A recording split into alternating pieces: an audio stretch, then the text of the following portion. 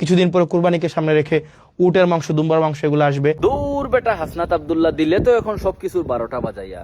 মানুষ নির্বাচন করে শত শত কোটি টাকা খরচাপাতি করে, এটি একটি বিজনেস।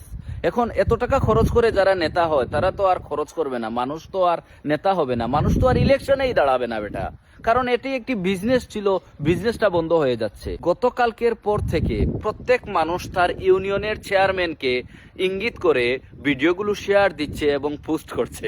এখন ইউনিয়নের চেয়ারম্যান, মেম্বার, আমলা, সচিব, এই যে সরকারি কর্মকর্তা, এদের তো চাকরি থাকবে না, এরা তো নিজ দায়িত্বে পলায়ন করবে বাংলাদেশ থেকে এবং তারা বলবে না আমাদের আর চাকরির দরকার নাই।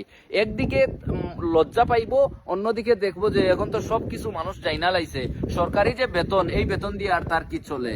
এখন তো মানুষ সরকারি কর্মকর্তাই হবে না, ইলেকশনও করবে না। আমার বয়স হচ্ছে 32 বছর রানিং চলতেছে। আমার এই বয়সে আমি আজ পর্যন্ত জানতাম না যে সরকারের পক্ষ থেকে রোজাদারদেরকে খেজুর প্রদান করা হয় সরকারি অর্থায়নে।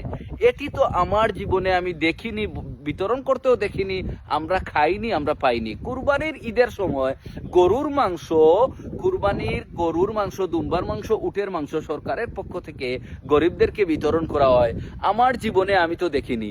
এই যে কুরবানি একটি সওয়াবের কাজ, এই যে ইফতার খেজুর একটি সওয়াবের কাজ, এই ইফতারের খাবার এই নেতারা খাইলো, চেয়ারম্যানরা খাইলো, সচিবরা খাইলো, সরকারি কর্মকর্তারা খাইয়া ফেলাইলো।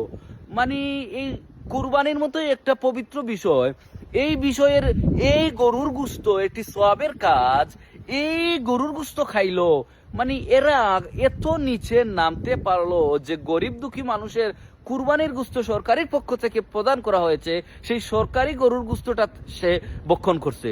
চিন্তা করেন এরা আবার নামাজ পড়ে, এরা আবার মাইকের সামনে এসে বলে আমি জনতার নেতা, আগামীতে আমাকে আবার চেয়ারম্যান বানান, আবার মেম্বার বানান, আমাকে বিভিন্ন দায়িত্ব প্রদান করেন সরকার। ইন্না লিল্লাহি